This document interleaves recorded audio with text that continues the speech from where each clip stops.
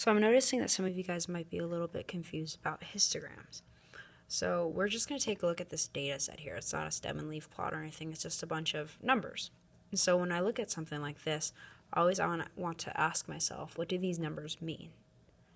Well, here it says miles ran in years. So these numbers, do they mean people? Do they mean dogs? No.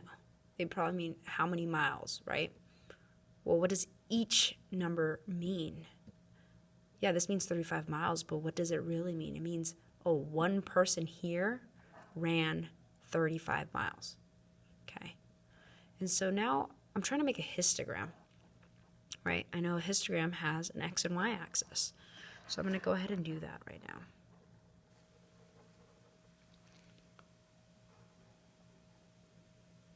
All right, I'm just going to scoot this over. All right, so this is my X and Y axis. And we always title our histograms, right? That's our first step, title and label, so that we understand what we're doing. So if I'm titling this, well, I know this title is about, well, miles ran, right? In a year. Miles ran. Per year. I'll put per year. I know that my y-axis here is always frequency. But what does frequency mean? A lot of you guys write frequency, but you don't really know what that means. And frequency means how many.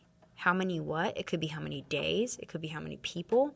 We need to really understand what these numbers mean, right? So like I said earlier, 50 miles, well, one person ran 50 miles in a year, right? Does it make sense to say one day 50 miles were ran in a year? That doesn't make sense, right? That's how I know that these individual numbers are referring to the people who ran these miles. And typically, right, we will make this x-axis. This is our range. Okay, so I know this is miles, and we just determined that this is number of people. That's what frequency means. Like number of what? So I need to ask myself what makes sense. This is number of people. Okay. So once I get that done, now I need to think about how I want to make my intervals. Okay, I don't have very many numbers here, so I think I can count by ones. I think that's safe. Usually this part right here is always 0. Okay, and then I can count by 2s, 5s, whatever. But I'm going to start counting by ones. And I make sure they're all equally spaced apart. 2, 3, 4, 5, 6. Now here, I want to make intervals of 10. I want to make bins of 10. Okay, do I need to start at... So I'm going to go from 0 to 10 here. I'll start at 10. Okay. And then I have, if I'm counting by tens, it's 10, 20. I might not have enough room for this. 30, 40, okay, 50. Oh, I made a mistake. This is going to be 60. Then I'm going to extend this actually a little further.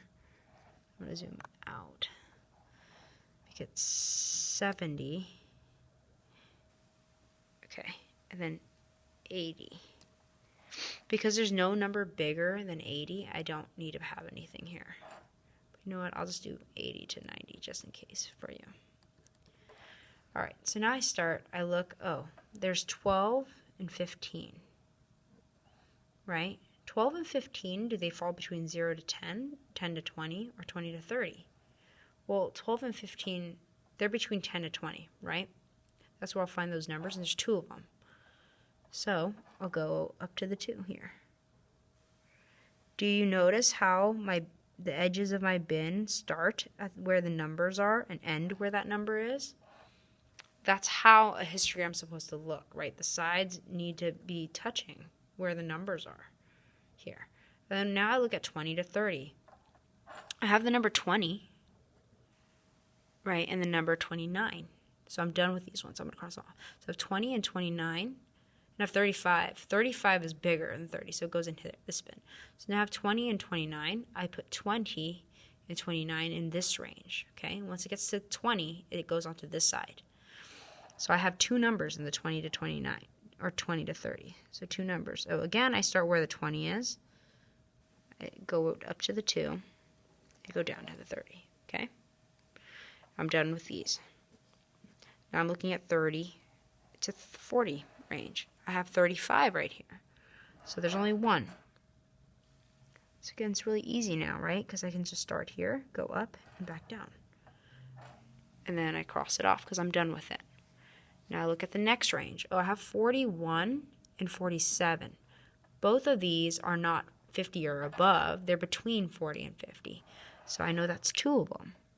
So again, I start where the edge of the 40, go up to the 2, and go down, back down to the edge of the 50. And if I have a hard time with this, I'll use a ruler. And then I'll cross this off. 50 here goes into this bin, between 50 to 60. Does this make sense? Once you get to this number, it goes to this bin. So 50 goes here. It does not go here. Not at all. It goes here. So 50, there's only one of it. So I go down, back down to the 60. And then I'm done. Is there anything between 60 to 70? No, right? Between 60 and 70, it should be 61, 62, 63, 64, 65, 66, 67, 68, 69. Once it's 70, it goes to this side. So there's nothing here. So I have 76, which is my last number, and 76 is between 70 and 80. And that's really all there is to a histogram. If there's a space between the 0 to 10, sometimes we do something where we will put a squiggly. Okay? Then it just says, oh, there's a space there, and that's okay. And it's okay if there's a space here because that's just telling us there's nobody who ran between 60 to 70 miles. There are 2 people who ran between 10 to 20 miles in a year. Okay? There's 1 person who ran between 70 to 80 miles a year. So I hope this makes more sense to you now.